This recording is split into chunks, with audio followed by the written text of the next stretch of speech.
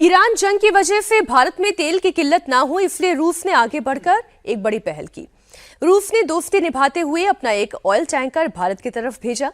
खास बात यह है कि पहले यह ऑयल टैंकर चीन की ओर जा रहा था, लेकिन अचानक ये टैंकर भारत की तरफ मुड़ा है। बताया जा रहा है कि रूसी टैंकर एक्वा टाइटन पहले चीन की तरफ जा रहा था। इधर हॉर्मुज स्ट्रेट से 22 भारतीय जहाजों को सुरक्षित निकालने के लिए ईरान एक नया कॉरिडोर बना रहा है। इसे भारतीय कूटनीति के लिए बड़ी जीत के तौर पर देखा जा रहा है। शिपिंग मंत्रालय के मुताबिक अब भी हॉर्मुज के पास भारत के 22 जहाज फंसे हुए हैं, जिस पर 611 नाविक हैं। इन 22 में से 20 ऐसे जहाज हैं जो भारत की ऊर्जा सुरक्षा के लिए बहुत महत्वपूर्ण है। तो वहीं ईरान हॉर्मुज स्ट्रेट से जहाजों के सुरक्षित मार्ग की अनुमति देने के लिए एक प्रक्रिया तैयार कर रहा है। और रिपोर्ट के मुताबिक भारतीय अधिकारी ईरान के साथ अब सीधी बातचीत कर रहे हैं। वो सुरक्षित रूट क्या हो सकता है, अब इस पर क्योंकि 3 खबरें हैं back to back, Rahul ji हमने ले ली। पहली खबर तो यह है कि एक जहाज पहुंचने जा रहा है, पहले रूस वाली, उस खबर पर हम बात कर लें। देखिए, ये बात हुई थी कि अमेरिका ने कहा था कि भारत जो है रूस, उनको कोई ऑब्जेक्शन नहीं है अगर भारत रूस से तेल खरीदता है। तो रशियन ऑयल जो है इस वक्त वर्ल्ड मार्केट में आ रहा है जी। तो एक तो अमेरिका जो बार बार ये कह रहा था कि आप फंड कर रहे हैं वॉर को, रशिया और यूक्रेन की, तो वो सब धाराशायी हो गया। अब जो है अमेरिका ने ईरान को भी 30 दिन दे दिए कि आपके जो जहाज समुद्र में खड़े हैं तेल लेकर, गैस लेकर, वो जहाज़ों से भी आप सप्लाई कर सकते हैं, मतलब बेच सकते हैं। तो वो बात भी ट्रांसफर हो सकता है जी, भेज सकते हैं, भेज भी सकते हैं। तो आप वो भी धाराशायी हो गया कि अब आप ईरान को, अभी ईरान भी जरूरी है, रूस भी जरूरी है। रूस भी जरूरी है। $110 प्रति बैरल, अगर मैं गलत नहीं हूं तो ऑयल की प्राइसिंग पहुंच चुकी है। अब कल 117-18 हो गई थी। मैं मतलब कह रहा हूं, वो बीच में बढ़ती रहती है तो हो सकता है वो पहुंच चुकी है।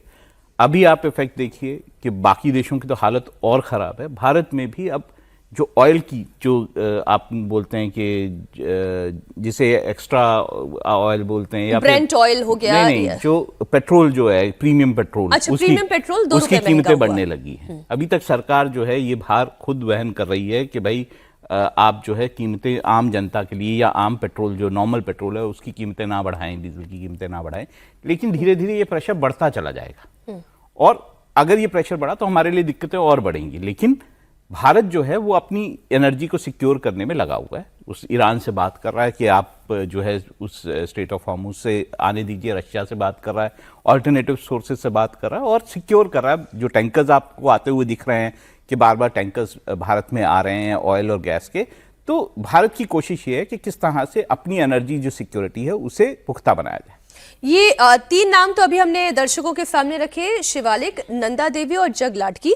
अजीत जी, ये 3 टैंकर पहले भारत आ चुके हैं तेल लेकर। एक्वा टाइटन ये रूस से मैंगलुरु एयरपोर्ट पर मैंगलुरु शिपिंग पोर्ट पर पहुंचने वाला है। और इसके अलावा जो ईरान से एक सेफ कॉरिडोर बनाने की और सुरक्षित रास्ते की बात हो रही है, उसके भी कुछ मैप मैं आज लगातार देख रही थी कि एक वैकल्पिक रूट जो है वो अपनाया जा रहा है। तो भारत इस वक्त रूस से, ईरान से और जितने सोर्सेस हो सकते हैं वहां से अपनी जरूरतें पूरी कर रहा है। बिल्कुल, ये भारत की पहली प्राथमिकता है। चूंकि अभी हम लोग चर्चा कर चुके हैं कि कितना जो कीमतें बढ़ रही हैं, जो ट्रांसपोर्टेशन महंगा हो रहा है, बीमा महंगा हो रहा है, रिफाइनरीज बंद हो रही हैं, उससे जो कॉस्ट बढ़ रहा है, इस सब का असर ये होगा कि भारत में बहुत ज्यादा कीमत बढ़ानी पड़ जाएगी। आप देखिए, इंडस्ट्रियल फ्यूल की कीमत एक बार में 25% बढ़ी है, और उससे जो महंगाई बढ़ेगी वो धीरे धीरे ट्रांसफर होगी, महीने 2 महीने में वो दिखने लगेगा, तमाम दूसरी चीजों की महंगाई बढ़ेगी। तो इस समय भारत के लिए सबसे बड़ी जरूरत यह है कि अपनी ऊर्जा जरूरतों को सुनिश्चित करे। और अगर ईरान इतना सद्भाव दिखा रहा है, हमारे 22 जहाज वहां से आ जाते हैं, और अगर अमेरिका ने ईरान को एक मंजूरी दे दी है कि तुम तेल बेचो अपना। देखिए, ईरान तेल बेच रहा था, वो चोरी छिपे बेच रहा था, उस पर चूंकि पाबंदी थी तो खुल के वो नहीं बिजनेस कर सकता था, तो चोरी छिपे बेच रहा था। चाइना एक खुलेआम उसे खरीद रहा था, बाकी वो चोरी छिपे बेच रहा था। अब अगर परमिशन मिली है, भारत ऊर्जा सुरक्षा सुनिश्चित करना चाहता है, इस मौके का लाभ उठाना चाहिए। ईरान से हमको ठीक ठाक रेट में तेल भी मिलता है, वहां से आना आसान भी है, कम समय में पहुंचता भी है, और रुपए में पेमेंट भी लेता है ईरान।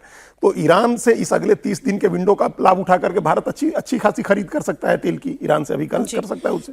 मैं जिस मैप की बात कर रही थी अभी, जो स्ट्रेट ऑफ हॉर्मुज से के रास्ते जो व्यापार हो रहा था, ईरान एक वैकल्पिक रूट जो दे रहा है जो कि कम तनावपूर्ण है, वो लद्दाख आइलैंड होते हुए फिर ईरान का ये वैकल्पिक रूट है जो वो सजेस्ट कर रहा है। अगर मेरे दर्शक इसे देख सके तो जरा एक बार ये क्लोज करके कैमरामैन दिखा दे।